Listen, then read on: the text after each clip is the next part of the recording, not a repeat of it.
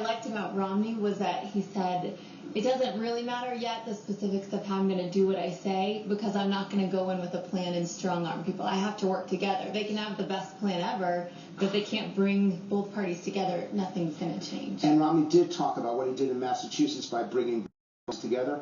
Let's take a look at that clip, because it was also one of Mitt Romney's highest. Let's take a look. First of all, I like the way we did it in Massachusetts.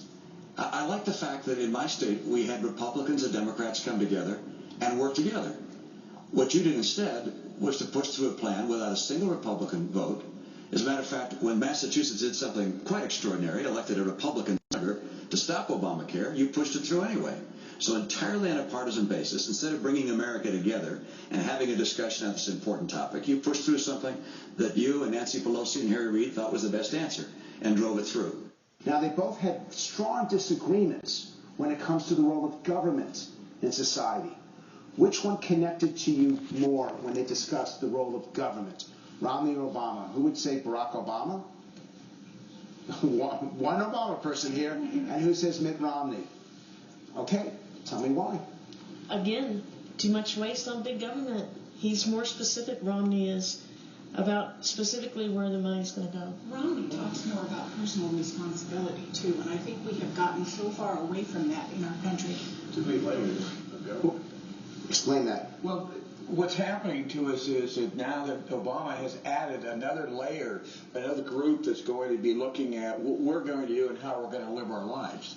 I'm on Medicare. I'm already seeing things that I thought I was going to get. I'm losing. They're canceling my Medicare insurance because of it. Mark. It's very interesting that Romney talks about personal responsibility when he talked to the entire country, because when he was behind closed doors, he didn't want to care about 47% of Americans. And he was talking to a small... You know, I think it is a fair attack. I think it's something he should have absolutely addressed. Publicly, it was like, we're all, you know, we don't want a whole lot of government hands in the pie, but behind closed doors, he's saying something different. Michael, your reaction?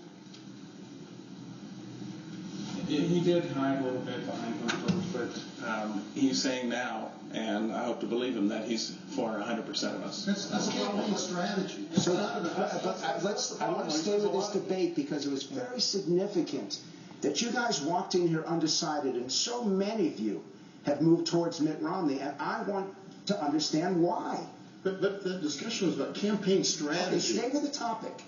What moved you because of tonight's debate? I'm still undecided, but I think that very end thing, the only thing I think he really, well, you said before, where we really scored Get to the point. was because of his bipartisanship.